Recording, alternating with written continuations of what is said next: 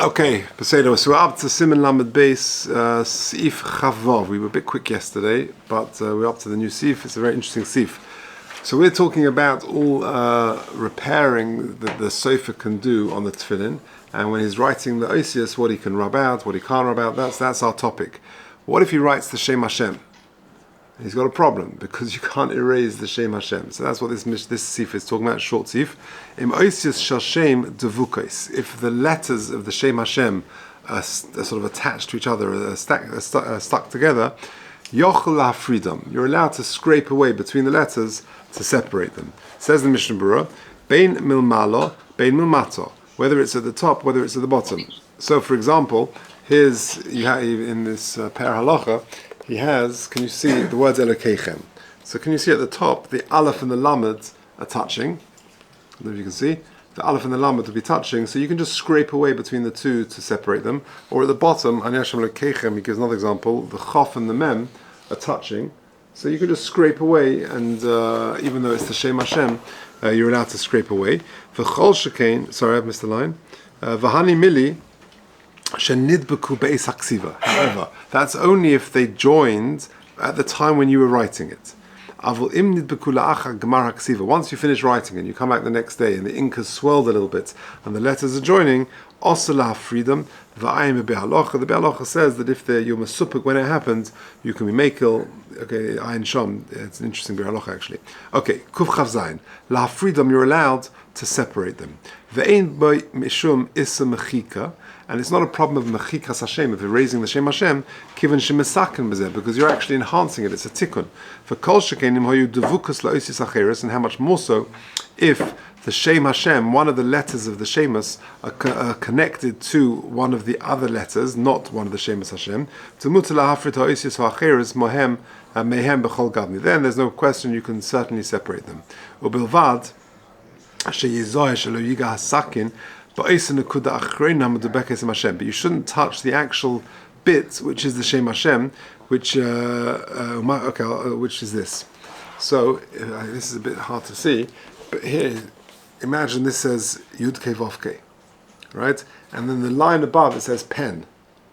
Yeah, so I don't know if everyone can see. But let's say the nun comes down and touches the top of the hay of the Yud Kei Vav Kei.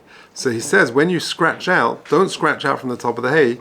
Just scratch out the bottom over there, not the little bit touching the hay. Can you see that? So you just touch the bottom of the nun, which is touching, scrape that out, and therefore you're not actually touching the Shemus of Hashem, you're scratching out the letter from another word, which is touching the Shem Hashem. Okay, so that is the end of Sif Chaf Vov. Sif Chaf Zayin. Osius v'tevas shenimcha k'tzusas. This is a very common problem, I'm sure. You open, you read the Sefer Torah, you read the Tefillin, and the letters are faded. So are you allowed to write over a faded letter? So he's got examples here. You've got, imagine the word Bechar. So that's how it should be, nice and strong and bold. But then sometimes you have that old tefillin, the letters are faded. So is that a problem? So we'll see. So says the Mechaber. There's sort of a little bit erased. If the structure of the letter is apparent, that a child of average intelligence is able to read them, then no problem. You can take the quill, the kulmas, and write over them. To improve the ksav, and to renew it. And it's not considered like a new writing, and therefore you've got a problem of shaloi kasidron that you haven't written that tefillin in order. Fine. Says the Mishnah Berurah.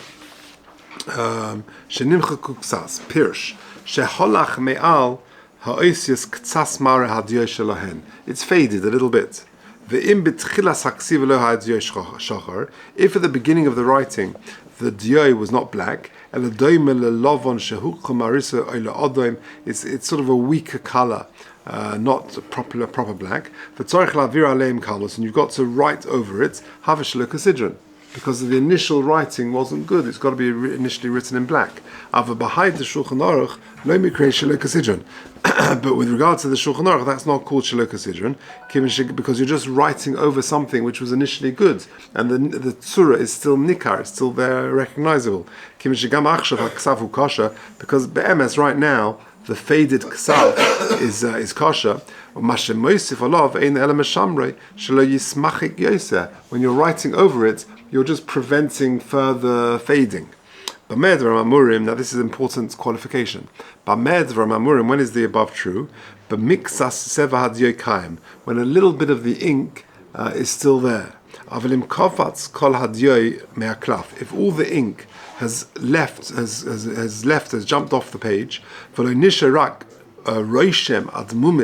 there's just sort of this image of what used to be. It's sort of darkened letters from where the ink used to be, and because it was there for so many years, the klaf has just got this imprint of it. Then writing over that is a problem, because that's considered a new ksav, and that's considered Shelo Kasidron. And therefore, okay, we'll come to that in a second. So just to summarize, what have we said? You've got a letter, you've got faded writing in your tefillin.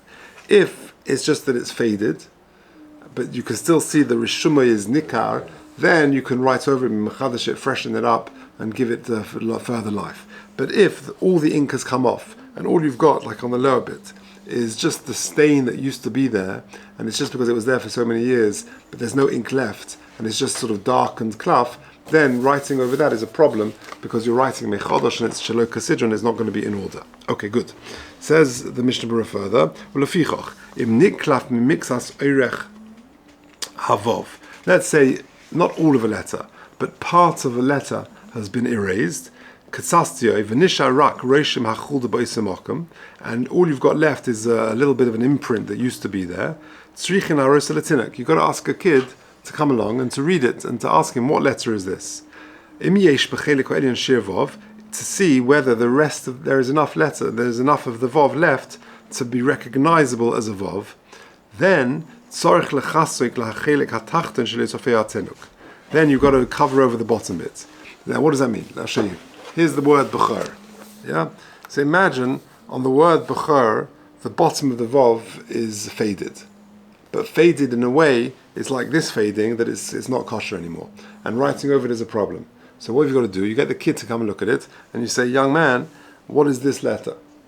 Read, what is that letter? If he can recognize the vav, then good, if not, not. But you can't cheat. What does that mean, cheating? If he sees the faded part underneath, he'll recognize it's a vav. So this says Mishnah Berurah, you've got to cover up the bottom of the vav, and like that, like he's done in the picture there, and then say to him, what letter is that? If he can say, oh, that's a vav, that's not a yud, then you're okay. Yeah, that's so, no cheating. And you've got to cover up the bottom part of that letter, that the kid shouldn't join it together, and that will give him the answer. If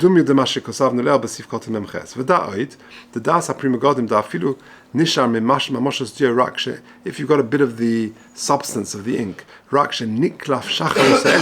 it's just at the top part, the black part has gone, for nishar odoim, and it remains odoim, what is that, brown? Red, yeah, like a darker reddish color. Have a Shelo Kasidron, that's going to be Shelo Kasidron. The oidim ain't kosher tefillin, because the red color is not going to be kosher tefillin. Avla chasm soifa b'chelik yeredea simin reishon vav palik olav. He argues with the Pri Megadim.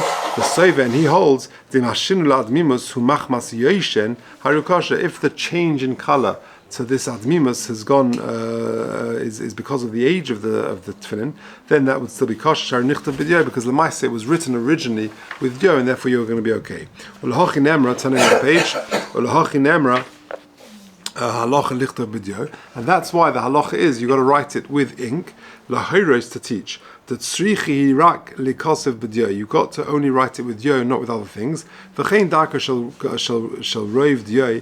And that's just the nature of ink. Yazkin, when it gets old, it's been there for a time, yiche marisei, the appearance will fade, v'yishapich ksasla adamdam, and it will change to adamdam, to the different color, v'nasis ke'in mare, and appearance will change. Now what color is that? Shekorin b'loshen Ashkenaz, brown. Yeah, in the bottom it says chum, so it changes to a brown color.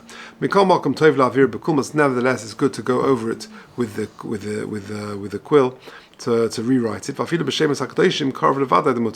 even on the shemas hakdoshim it's allowed because you're just freshening it up. That's not considered mechikas Hashem.